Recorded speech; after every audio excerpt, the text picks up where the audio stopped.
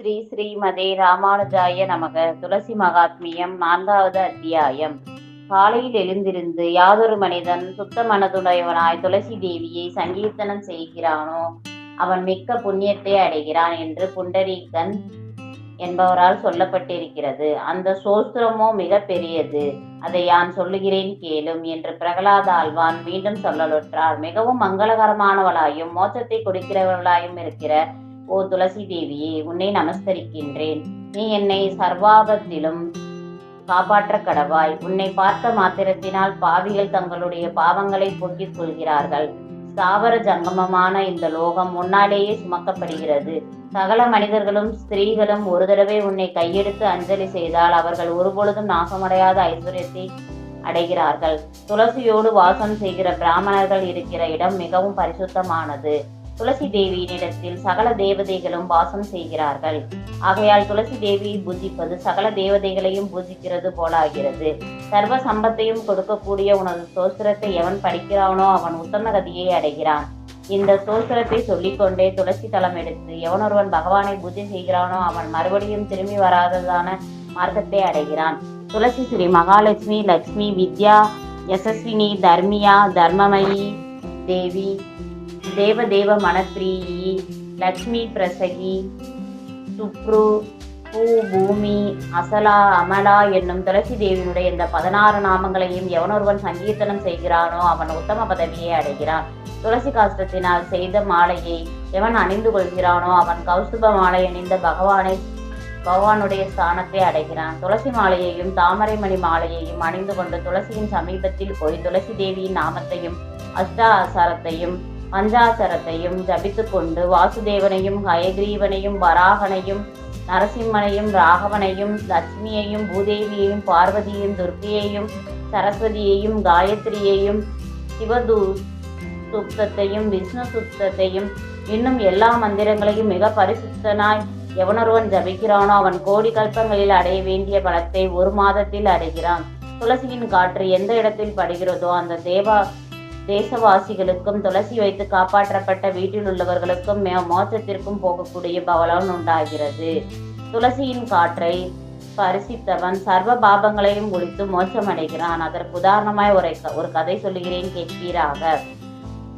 முன்னொரு காலத்தில் கெட்ட நடவடிக்கையுள்ள பவுண்டரகன் என்கிற வேடன் ஒருவன் இருந்தான். அவன் தினந்தோறும் 100 மிருகங்களை அடித்து பிராமணர்களுடைய சொத்தை திருடியும் வழிபோக்கர்களை அடித்தும் அவர்களுடைய தனத்தை பிடுங்கியும் பலாத்காரமாய் பிராமணர்களை அடித்து பசுக்களை கொன்றும் ஸ்திரீகளை கொன்றும் சர்வ ஜந்துக்களுடைய மாமிசத்தை தின்றும் சண்டாள ஸ்திரீயை மனம் செய்து கொண்டும் இப்படி கெட்ட நடவடிக்கைகளிலே வெகுநாள் கழித்து வந்தான். இப்படிப்பட்ட துஷ்ட காரியத்தை இவ்வேடன் செய்கிற போது 21,000 வருஷம் மழையில்லாமல் நதிகள் எல்லாம் வறண்டு காடுகள் எல்லாம் எரிந்து இவ்விதம் உலகம் முழுமையும் ஜனங்கள் இல்லாமல் போய்விட்டது. இப்படி இருக்கிற நாளில் அவ்வேடன் ஒரு நாள் தனக்கு ஆகாரம் கிடைக்காமல் எங்கும் அலைந்து திரிந்து மிக்க பசியுடையவனாய் வீடு சேர்ந்து கிழவனான தனது தகப்பனை கொன்று பக்குவம் செய்து புசித்தான். மறுநாள் தாயையும் அடுத்த நாள் தன் மனைவியையும் கொன்று தின்று வந்தான். இப்படி வரிசையாய் பிள்ளையையும் பெண்களையும் கொன்று தின்ற பிறகு பயங்கரமான வனத்தை அடைந்து அவ்விடத்தில் தப்பித்தவறி வருகிற மனிதர்களை எல்லாம் கொன்று தின்று வந்தான்.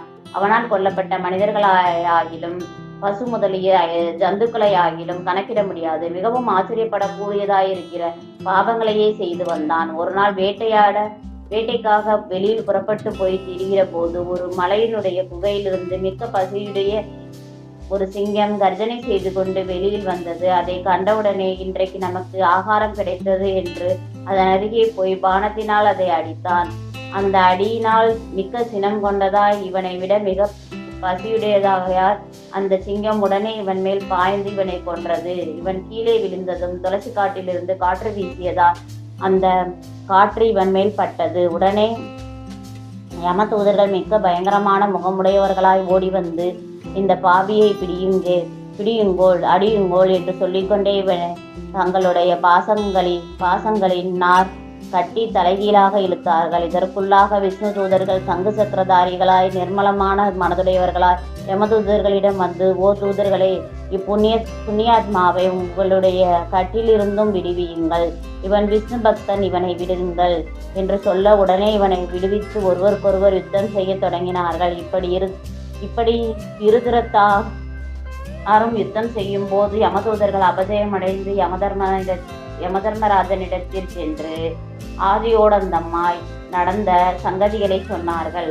சபையில் இவ்வார்த்தையை கேட்ட யமன் சித்திரகுப்தனை கூப்பிட்டு அவ்வேடனுடைய சரித்திரத்தை கேட்கலானான். அச்சித்திரகுப்தனும் பத்திரிகையை முழுவதும் ஆராய்ந்து பார்த்து, இவன் கொஞ்சமேனும் புண்ணியம் செய்யவே இல்லை என்றான். இப்படிப்பட்டவனுக்கு மோட்சம் எப்படி கிடைத்தது? பாபிகள் கூட மோட்சத்தையும் சொர்க்கத்தையும் அடைந்தால் நான் இந்த லோகத்தில் அதிகாரம் பெற்றிருப்பது வியர்த்தமாய் விடுகிறதே என்றிப்படி ஆலோசித்து முடிவில் சித்திரகுப்தன் முதலான தன் பரிவாரங்களுடன் வைகுந்தம் போய் அவ்விடத்தில் அநேக தேவஸ்திரீகளுடன் பாரிஜாத விருட்சத்தினிடத்தில் கிரீடை செய்கிற தேவர்களினால் சேவிக்கப்பட்டவராயும் திக்கு பாலகர்களால் சேவிக்கப்பட்டவராயும் ஆசாரிய கடாட்சம் பெற்றவர்களால் சேவிக்கப்பட்டவராயும் இப்போதும் அவ்விடத்தில் தபஸ் செய்கிற மகரிஷிகளால் சேவிதராயும் உள்ள ஸ்ரீ பகவான் எழுந்தருளிய வைகுண்டத்தை அடைந்து பகவானுடைய சன்னதி காவற்காரனான சண்டன் என்பவனை பார்த்து தன் வரவை பகவானிடத்தில் சொல்லும்படி கேட்டுக்கொண்டான். பிறகு பகவானால் உத்தரவு பண்ணப்பட்டவனாய்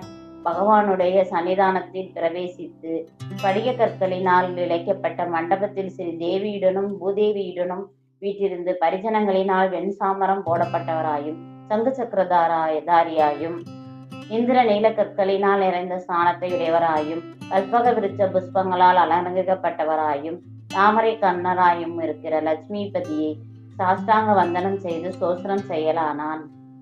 ஓ லட்சுமி நாயகனே, இஷ்டார்த்த சித்தியை தருகிற கல்பக விருட்சமே, வேதாந்தங்களினாலும் அறியக்கூடாதவனே, காலமேகம் போன்ற திருமேனியுடையவனே, சத்தியஸ்வரூபனே, சகல பிராணிகளையும் ரட்சிப்பதில் மிக்க பிரியமுடையவனே, சங்கமஸ்தாவர ரூபமான சகல லோகங்களையும் காப்பாற்றுவதில் மிக்க வல்லமையுடையவனே, இந்திராதி தேவர்களால் வணங்கப்பட்ட திருவடிகளை உடையவனே, ஓ சுவாமி, என்னிடத்தில் மிக்க கிருபை கூற வேணும் என்று மிகவும் வணக்கத்துடன் சோஸ்திரம் செய்தான்.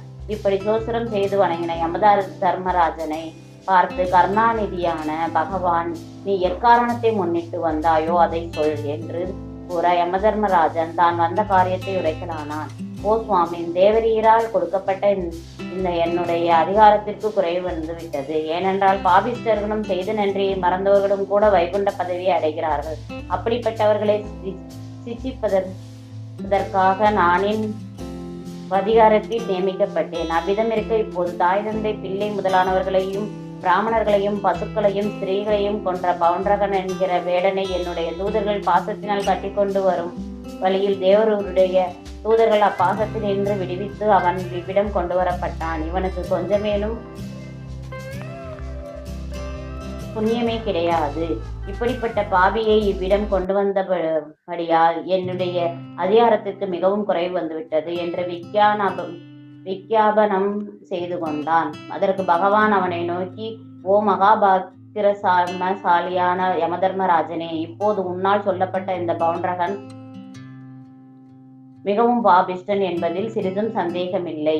இவன் செய்யாத பாவமே கிடையாது. இப்படிப்பட்டவன் ரௌரவம் முதலான நரகங்களை அனுபவிக்க வேண்டியது கடமைதான். இப்படி இவன் பாவியாய் இருந்தாலும் முன்ஜென்மத்தில் செய்த புண்ணியம் வசத்தாலும் முடிவில் பிராண வியோகமான போது துளசி காட்டினின்றும் வந்த காற்று இவன் மேல் வீசினபடியாலும் ஒழிக்கப்பட்ட பாவமுடையவனாய் உன்னுடைய தூதர்கள் கட்டி கொண்டு வரும்போது என்னுடைய ஆஞ்சையை சிறமேற்கொண்ட தூதர்களால் இவ்விடத்தில் கொண்டு வரப்பட்டான். ஆகிலும் சுருக்கமாய் சொல்லுகிறேன் கேள். எவனொருவன் துளசி தேவியை காப்பாற்றுகிறானோ அவன் எப்படிப்பட்ட பாவம் செய்திருந்தாலும் அந்த சனமே அவை போய்விடுகின்றன. அத்துளசியை சாப்பிட்டவனுக்கு இவ்வளவுதான் பலன் என்று சொல்லவே முடியாது. துளசி காற்றினுடைய காற்று எந்த இடத்தில் படுகிறதோ அந்த இடத்தில் இருப்பவர்கள் கொடிய பாவிகளாயினும் அந்த பாவங்களை போக்கடித்து கொண்டவர்களாகிறார்கள். மனிதராக பிறந்து எவர்கள் துளசி தேவியை பூஜை செய்யவில்லையோ அவர்களுக்கும் விருட்சகங்களுக்கும் பேதமே கிடையாது. துளசியை நினைக்கிறவர்களிடத்தில், துளசி தளத்தை சாப்பிடுகிறவர்களிடத்திலும், துளசியை காப்பாற்றுகிறவர்களிடத்திலும், துளசி மணி மாலையை அணிந்தவர்களிடத்திலும், துளசி காற்றின் ஸ்பரிசம் பெற்ற தேகமுடையவரிடத்திலும் உன்னுடைய தூதர்கள் பிரவேசிக்க இடமே கிடையாது. பிறந்தது முதல் முடிவு வரையில் எப்படிப்பட்ட பாபத்தை செய்தவனானாலும் துளசி காற்றுப்பட்ட மாத்திரத்தினாலே அவன் என்னுடைய ஸ்தானத்தையே அடைவான். யாவனொருவன் துளசி தேவியை பார்த்து பூஜை செய்யாமலும் வணங்காமலும் இருக்கிறானோ அவனையே நீ சிசிக்க வேண்டியது. ஒருவன் துளசி தேவியை பூஜிக்கும் போது சோஸ்திரம் செய்யும் போதும் எவனொருவன் அவனை பரிகாசம் செய்கிறானோ அப்படிப்பட்ட மகா பாவியையே நீ சிசிக்க வேண்டியது. எவனொருவன் துளசியை கால்களினால் தாண்டுகிறானோ அப்படிப்பட்ட பாபிஸ்டர்களையும் நீ தண்டனை செய். ஆகையினால் ஓ சூரியபுத்திரனான யமதர்மராஜனே, சீக்கிரம் உன்னுடைய ஸ்தானத்திலிருந்து கொண்டு அதிகாரத்தை நடத்தி வா என்று கட்டளை செய்தார். உடனே யமதர்மராஜனும் தன் ஸ்தானத்திற்கு போய் தன் அதிகாரத்தை சரியாய் முன்போல் செலுத்தி வந்தான். ஆகையினால் எப்படிப்பட்ட பிரம்மகத்தி முதலிய பாபங்கள் செய்தவர்களாயினும் துளசி காற்று சரீரத்தில் பட்ட மாத்திரத்தில் அவர்கள் அப்பாபங்கள் ஒழித்து முக்தியை அடைகிறார்கள் என்று பிரகலாதாழ்வான் பின்னும் சொல்லலுற்றார். ஸ்காந்த புராணத்தில் துளசி மகாத்மியத்தில் பவுண்டரகனுடைய சரித்திரமான 4வது அத்தியாயம் சம்பூரணம்.